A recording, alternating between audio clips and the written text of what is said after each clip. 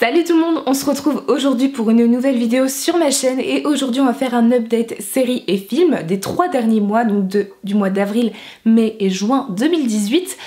Comme la vidéo précédente, j'ai changé un petit peu de décor, je me suis simplement mis devant mon bureau avec mon mur plein de photos.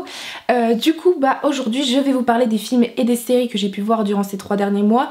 J'en ai vu un sacré paquet, donc du coup je vais passer assez vite parce que déjà la dernière vidéo que j'avais faite de ce genre et qui était la première était assez longue. Je vais essayer de pas dépasser les 15 minutes et du coup on va commencer tout de suite. On va commencer avec les films. Au mois d'avril j'ai pu voir au cinéma Ready Player One dont j'ai mis la note de 4,5 sur 5. J'ai beaucoup apprécié ce film jeu vidéo avec énormément de références pop culture. Visuellement c'était génial, les musiques elles étaient folles, c'était musique style années 80. J'ai adoré l'ambiance de ce film. Je pense que le petit bémol ça a été la romance qui était un peu trop, une romance qui va un peu trop vite, mais sinon visuellement c'est un film super, au niveau de l'intrigue c'est top, je me suis absolument pas ennuyée. Du coup j'ai très envie d'aller voir de lire le bouquin qui a été adapté du coup en film pour voir ce que ça donne niveau adaptation, mais en tout cas je vous le recommande beaucoup. Ensuite au niveau des films j'ai vu Annihilation qui est sorti sur Netflix au mois de mars ou d'avril et auquel j'ai donné la note de 3 sur 5. C'est un film qui a aussi été adapté d'un roman de Jean de Vandermeer, un truc comme ça, que je n'ai pas lu et qui je pense je ne le lirai pas. Et en fait c'est un film qui est joué par Natalie Portman et 3 autres jeunes femmes. Et du coup ici on a su une expédition de femmes qui vont aller dans une zone un peu étrange dont on ne sait pas d'où elle vient.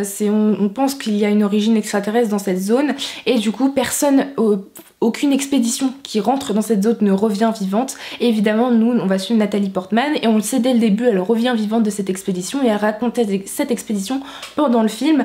C'est un film extrêmement étrange, visuellement je l'ai trouvé magnifique, il y avait vraiment une qualité visuelle de ouf, mais au niveau de l'intrigue j'ai plutôt bien apprécié quand elles étaient dans la zone, mais vers la fin j'ai trouvé que ça partait totalement en cacahuète. J'ai eu beaucoup de mal à comprendre et c'est parti trop loin pour moi. J'étais contente voilà sur à peu près la moitié du film, voire les 2 tiers, mais vraiment le dernier tiers, le dernier quart voire, c'était vraiment trop étrange pour que j'accroche en fait à cette fin. Évidemment c'est une fin auquel il faut penser, c'est-à-dire qu'il faut réfléchir sur cette fin, mais je l'ai trouvé beaucoup trop étrange. Voilà, donc dans l'ensemble c'était un bon film mais je pense pas le revoir un jour. Ensuite, je me suis vu chez moi Inferno, donc qui est aussi une adaptation du roman de Dan Brown que cette fois-ci j'avais lu et j'ai plutôt apprécié cette adaptation. Ici on va suivre voilà une sorte de quête ésotérique à Florence.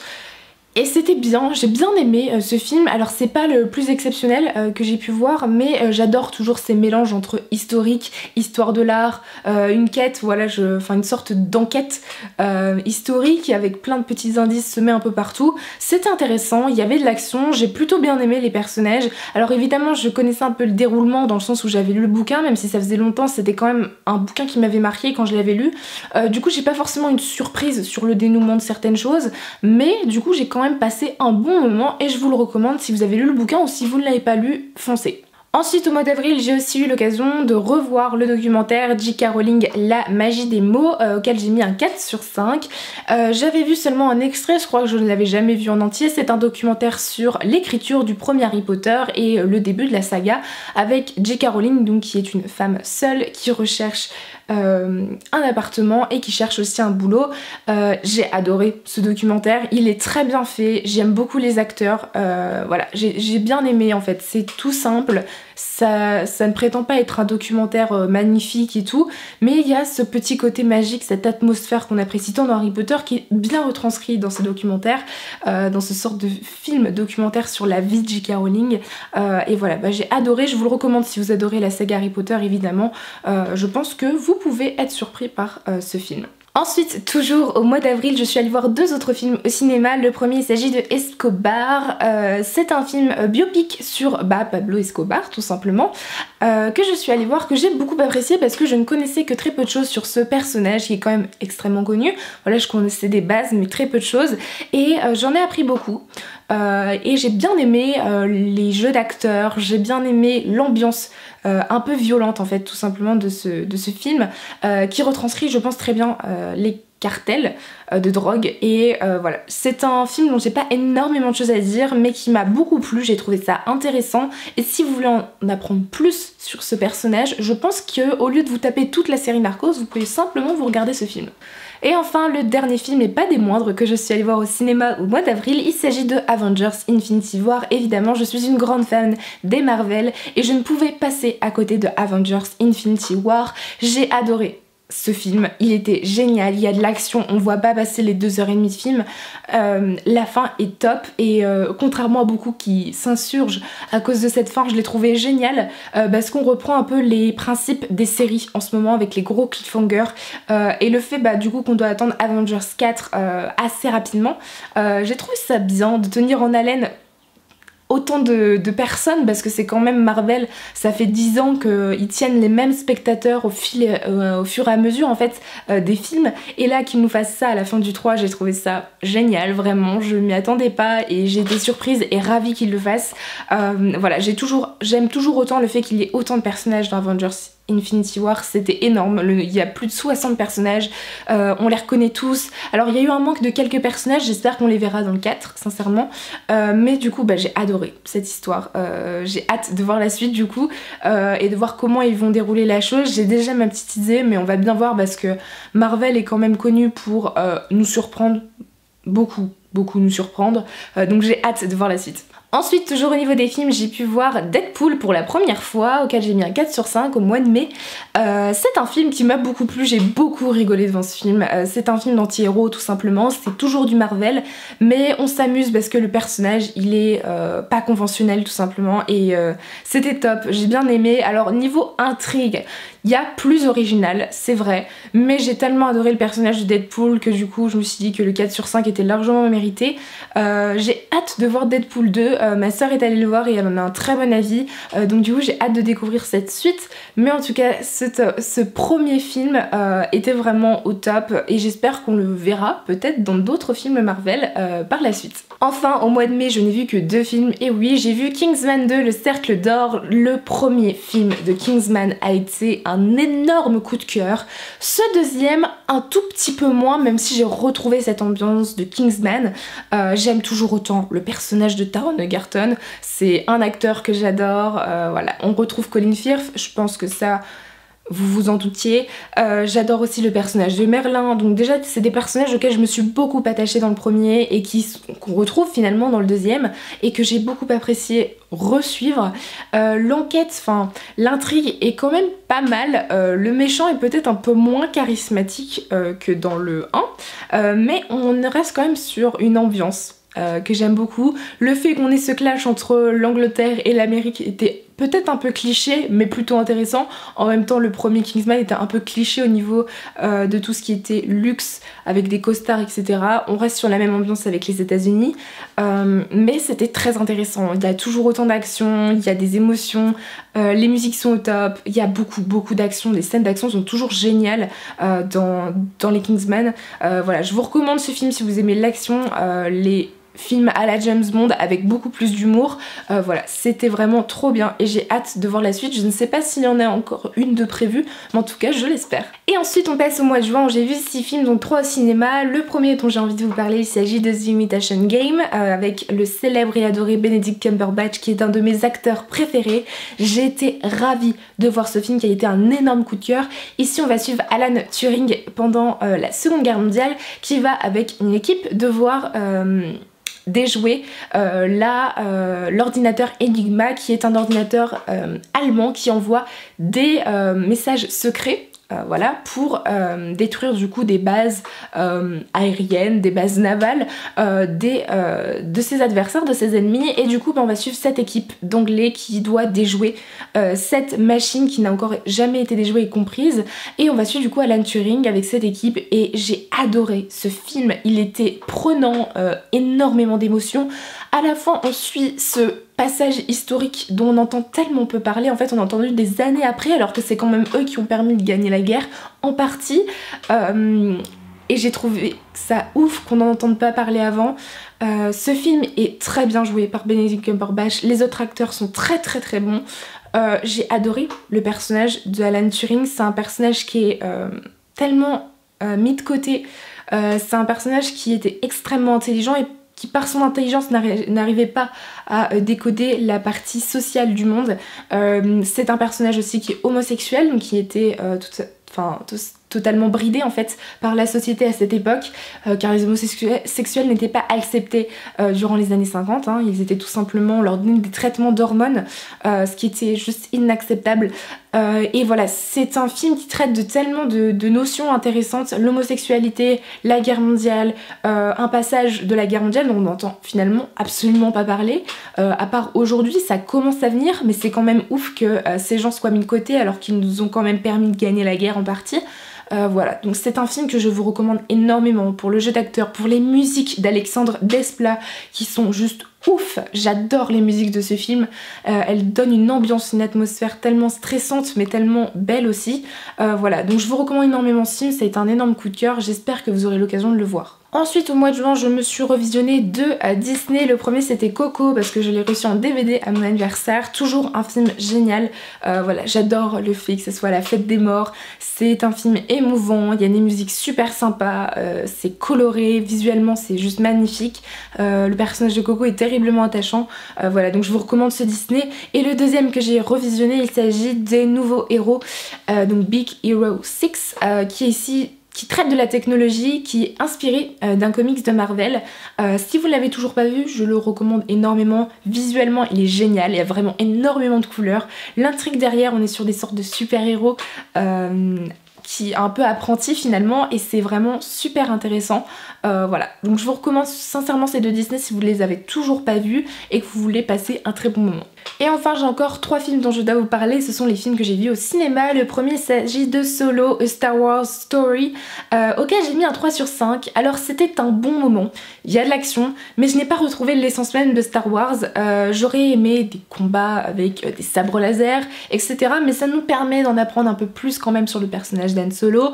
On a sa rencontre avec Chewbacca, ses anciens amours avant Leia, voilà, la découverte du Faucon Millenium. C'est quand même des passages importants de la saga, mais du coup c'est pas le meilleur spin-off de la série Star Wars, mais ça reste un bon moment. J'ai plutôt bien aimé les acteurs, on s'attend à quelques trucs, voilà, ce n'est pas forcément surprenant tout le temps, mais ça reste un bon film, sympa à regarder, mais ce n'est pas le meilleur de la saga. Ensuite, j'ai eu l'occasion de voir Jurassic World Fallen Kingdom. J'avais adoré le premier Jurassic World, j'ai adoré les 3 Jurassic Park. Je me devais donc d'aller voir ce 5e opus de la saga Jurassic Park. C'est un film que j'ai adoré. J'aime toujours autant les personnages, voilà, Chris Pratt c'est quand même un acteur qui joue très bien. J'aime aussi beaucoup le personnage de la femme qui reste toujours avec lui, mais évidemment dont je ne me souviens absolument pas du nom de l'actrice ni du nom du personnage. J'ai bien aimé cette ambiance dans ce 5e opus parce que on est plus sur une ambiance un peu horreur, plutôt réaliste dans le sens où le fait de créer des animaux qui ont vécu il y a des milliards d'années, finalement ça, le fait que ça déclenche des élans de commerce qui sont un peu cachés aux yeux de tout le monde, c'est quelque chose de très réaliste. Voilà, je pense que si c'est fait dans notre monde, ce sera pareil en fait. On a vraiment une vision assez réaliste de ce que pourrait être notre monde si on recréait des dinosaures et jusqu'où l'humain est capable d'aller dans sa stupidité au point de créer des animaux dangereux. Mais c'est un film que j'aime toujours autant. Visuellement, pas mal d'émotions dans ce 5e opus aussi, mais voilà, j'ai pas mal apprécié ce 5e opus, et du coup la fin présage un 6e, je pense que ce sera une trilogie Jurassic World, et du coup j'ai hâte de la voir. Et enfin on termine cette catégorie de films qui durent déjà depuis trop longtemps avec Sans un bruit, qui est joué par Emily Blunt. Voilà, c'est l'actrice principale de ce film. C'est un film d'horreur, alors je n'ai clairement pas l'habitude de voir ce genre de film, mais il fallait se mettre d'accord avec mes potes pour voir un film, et du coup je me suis dit qu'on allait tenter. C'est un film que j'ai beaucoup apprécié finalement, le concept est plutôt intéressant. Je ne suis pas une adepte ni une professionnelle des films d'horreur, j'en ai vu je pense 1 ou 2 dans ma vie clairement, mais j'ai plutôt bien apprécié le fait qu'on ait, voilà, on a toujours cette ambiance un peu stressante avec le fait ici on va suivre un monde où des créatures vont arriver, elles sont aveugles, mais en fait un seul bruit fait qu'elles repèrent leurs victimes et qu'elles vont les tuer tout simplement. Donc en fait on est dans un monde où il y a très peu de survivants et on doit faire absolument aucun bruit. J'ai adoré le fait que le film est très peu de musique, on rentre déjà dans une atmosphère, on entend vraiment que les bruits de la nature en fait, on n'a pas de musique en plus, les personnages parlent en langage des signes la plupart du temps, et du coup le moindre bruit nous fait sursauter. Alors moi ça a été mon cas, évidemment pas forcément de mes potes, mais du coup c'était plutôt intéressant, j'ai adoré ce concept de il ne faut pas faire de bruit pour ne pas se faire tuer. Après on rentre sur toute une histoire où il y a des erreurs, du coup des créatures viennent, se rapprochent, tuent des personnes.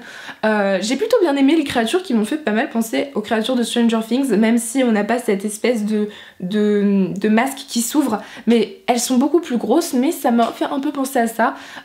Et j'ai plutôt bien apprécié en fait ce film, j'ai bien aimé le concept, j'ai adoré le jeu d'acteur d'Emily Blunt, qui est quand même très badass dans ce film. Il faut se l'avouer, il y a des petits trucs un peu stupides de la part des enfants, parce qu'évidemment ils ne sont pas deux, hein, ils ont des enfants. Mais du coup voilà, c'est un film dont j'ai adoré le concept, qui m'a fait beaucoup penser aussi à Bird Box de Josh Malerman, qui est un roman d'horreur que j'avais lu, où c'était un peu le même style, où on prive les humains d'un sens pour survivre.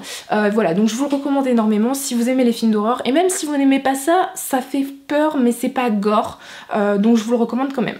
Et maintenant on va passer aux séries, et il y en a quand même un sacré paquet, donc on va aller assez vite. J'ai eu l'occasion de voir la saison 3 et la saison 4 de la série Grimm avec ma maman. Tous les midis on se met 1 à 2 épisodes de cette série si vous ne connaissez toujours pas cette superbe série. C'est une série où en fait on va suivre un personnage qui s'appelle Nick, qui est un Grimm, enfin qui va découvrir qu'il est un Grimm et qu'il peut voir les créatures de ses contes qui vivent un peu partout, et du coup il va se lancer dans des enquêtes policières où souvent des Wesen, donc sinon ces créatures, vont être impliquées. Si vous aimez le fantastique, si vous aimez les contes de Grimm et que vous aimez un peu les enquêtes policières, un peu détonnantes, un peu surnaturelles, je vous invite fortement à aller voir cette série.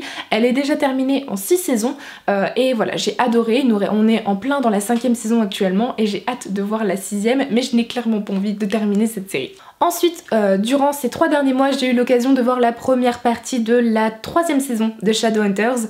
C'est une 3e saison qui commence quand même pas mal sur les chapeaux de roue. Les producteurs n'ont pas attendu 10 ans pour nous mettre dans l'intrigue. Il se passe déjà plein de choses dans les 10 premiers épisodes. Le dernier épisode de cette première partie nous laisse dans un état, on est là, non, on veut la suite. J'ai appris que la saison 3, enfin que la série tout simplement allait être annulée, donc on allait avoir les 10 derniers épisodes jusqu'à l'épisode 20 de la saison 3, et qu'on allait conclure cette série par un épisode de 2 heures si je ne me trompe pas. Je suis assez triste, mais en même temps j'ai l'impression que en ce moment c'est un peu le lot, il y a énormément de séries qui sont annulées, donc j'ai plein de séries que je veux regarder, je vais pas être méga triste, mais bon, c'est dommage. Après je comprends, c'est pas une des séries qui marche le mieux, mais ça reste une série sympa. Évidemment il faut totalement se détacher des bouquins. Je n'ai lu que les 2 premiers tomes de The Mortal Instruments, mais c'est très différent. Mais j'ai quand même bien apprécié cette saga, c'est une série pour ados, surnaturelle, que je vous recommande quand même pas mal. La première saison n'est clairement pas la meilleure, mais la 2e et la 3e sont quand même plutôt pas mal niveau intrigue, donc voilà, je vous la recommande quand même. Ensuite j'ai eu l'occasion de voir la première saison de la série Cosmos, qui est une série documentaire sur l'espace, qui était juste géniale. Visuellement cette série documentaire est dingue, vraiment dingue.